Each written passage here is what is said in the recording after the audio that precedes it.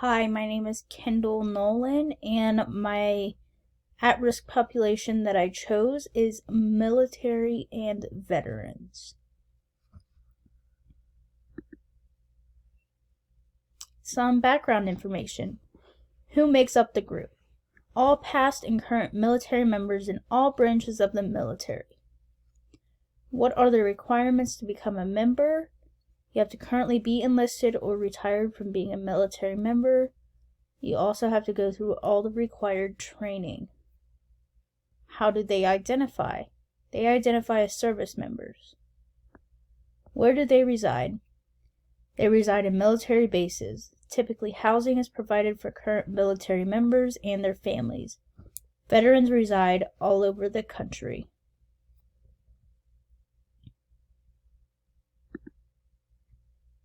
Why are they considered at risk?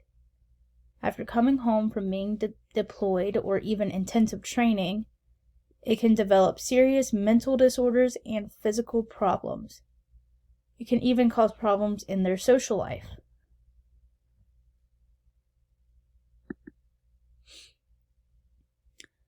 Society's views on the at-risk population.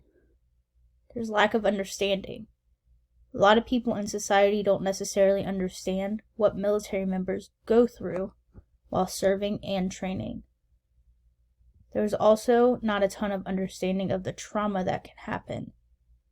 Typically, if military members have trauma, it could cause PTSD, which is post-traumatic stress disorder, trigger them to have an attack.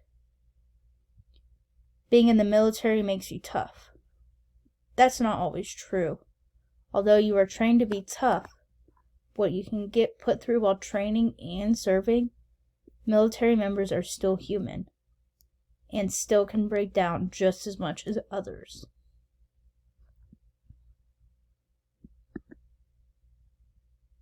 What barriers are they facing? Unemployment. According to data released by the Bureau of Labor Statistics, the unemployment rate among all veterans was at 2.8% last month, up from 2.5% in October, and the highest the rate has been since it reached 2.9% in April. Mental health.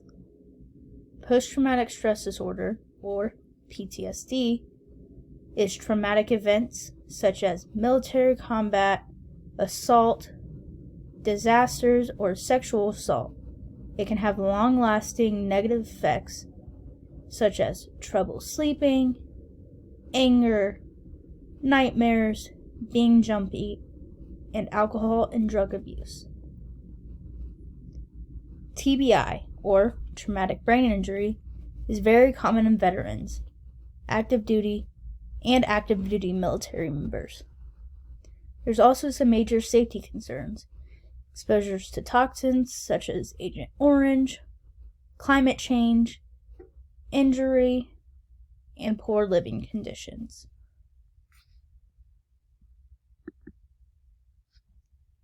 Specific needs. The Veterans Association is here to help active duty and veterans and their families understand the benefits for which you may be eligible and how to apply for them. The VA benefits include disability, compensation, pension, home loan guarantee, education, health care, insurance, vocational rehabilitation, and employment, and even burial when needed. Another special need is military bases, which is a facility directly owned and operated by or for the military or one of its branches, and it shelters military equipment and personnel, and facilitates training and operations.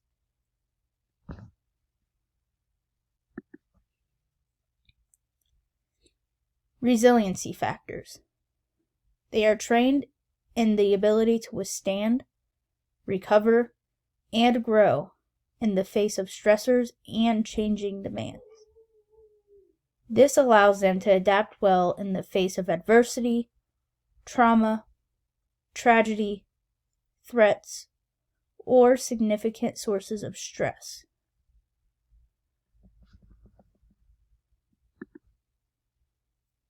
History. Military members who fought in the Vietnam War have especially been impacted mentally, physically, and health-wise.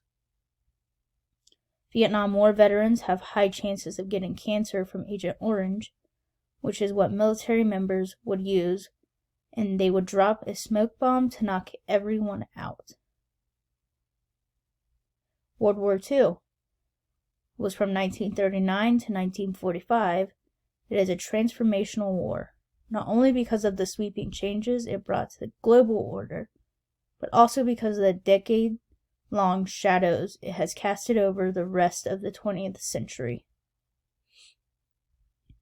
In 1811, the federal government authorized the first domiciliary, or medical facility for veterans.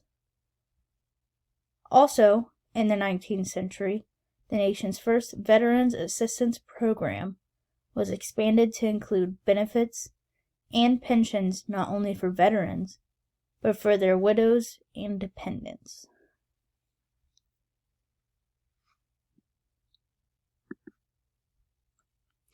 Questions. If you have any questions, don't be afraid to reach out.